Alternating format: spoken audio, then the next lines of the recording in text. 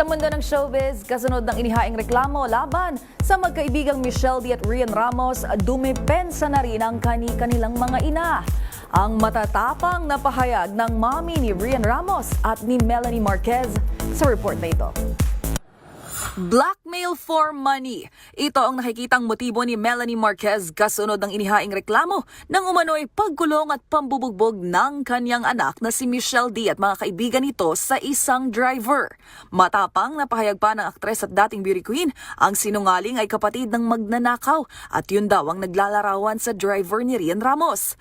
Sa isa pang hiwalay na post, nakiusap itong huwag agad husgahan ang kanyang anak. Samantala, dumepensa na rin ang ina ni Rian na si Clara Ramos. Ayon sa ginang, hindi deserve ng kanyang anak ang mga natatanggap na pambabatikos sa bagay na hindi naman niya ginawa. Kunesyon din ito kung bakit sinusuportahan ng Volunteers Against Crime and Corruption ang ani ay isang lying thief. Pinuna rin niya ang kabi-kabilang pagpapa-interview ng kabilang kampo na nagkakalat lang umano ng unverified informations.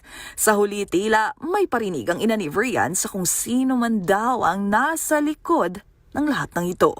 Magunita na sa isang interview sa Damdaming Bayan ng DZRH, sinabi ni VACC President Boy Evangelista na hindi raw sinasadyang nadala ng naturang driver ang ampaw na may sensitibong larawan sa pag-aakalang isa itong pamasko.